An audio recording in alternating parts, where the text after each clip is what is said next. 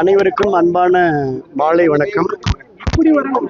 நம்முடைய இதய தெய்வம் புரட்சித் தலைவர் எம்ஜிஆர் அவர்களை வணங்கி, இதய தெய்வம் புரட்சித் தலைவி அம்மா அவர்களை வணங்கி, கழகத்துடைய பொதுச் செயலாளர் எடப்பாடி அவர்களுக்கும் என்னுடைய வணக்கத்தை தெரிவித்துக் கொண்டு, பத்திரிகை ஊடகத்துறை நண்பர்களுக்கு என்னுடைய அன்பான வணக்கம்.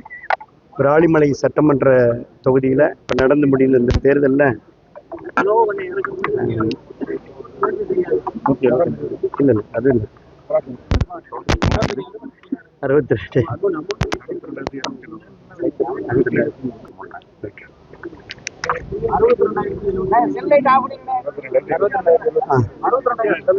ரைட்.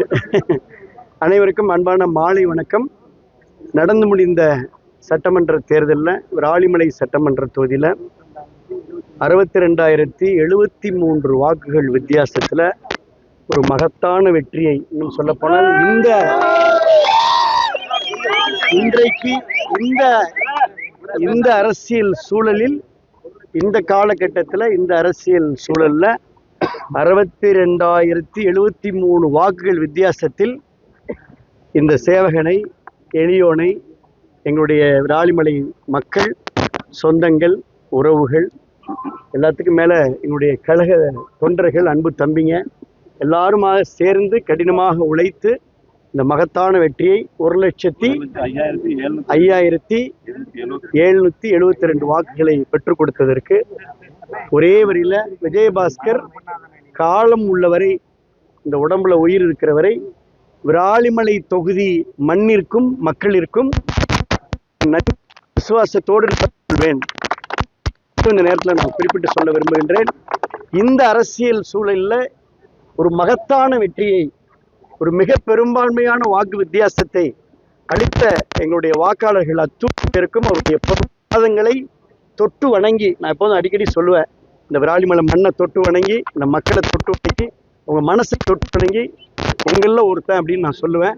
அதே போல அவர்களில் ஒருவராக, விராலிமலை குடும்பத்தில் ஒருவனாக என்னை ஏற்றுக்கொண்டதற்கு விஜயபாஸ்கர் ஆயுள் உள்ளவரை இந்த மக்களுக்கு நன்றியோடு இருப்பேன் என்ற ஒற்றை வரியில் இந்த நேரத்தில் சொல்கிறேன். தொடர்ந்து முதல் பணி மக்களுக்கு நன்றி சொல்வது, அடுத்த பணி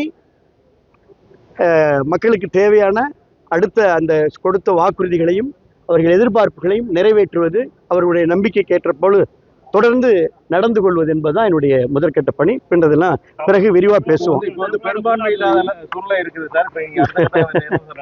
சார். அதாவது இன்னும் முதல்ல ஒரு மகத்தான வெற்றியை மக்கள் கொடுத்துருக்குறாங்க.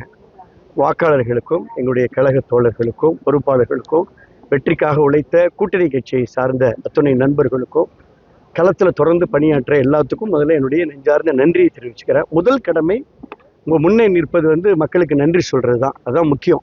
அதான் முதற்க செய்ய வேண்டிய பணி. தேர்தல் எதிர்பார்க்காத முடிவுகள். ஆமா, இல்ல பொதுவா மக்கள் தீர்ப்பை நம்ம எல்லாரும் ஏற்றுக்கொள்ளணும்ல. அதுங்க மக்கள் தீர்ப்பை நம்ம ஏற்றுக்கொள்வது முதல் கடமை. அது அந்த அளவுக்கு இந்த ஆட்சி மேல வெறுப்பு இருந்தது என்பது அது ஏற்கனவே நம்ம பரிமாறி இருக்கிறோம். தொடர்ந்து பேசுவோம்.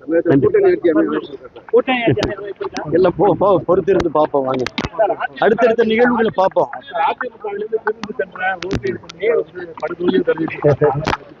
ஓ அப்படியா? உண்மையில் வேணாம்.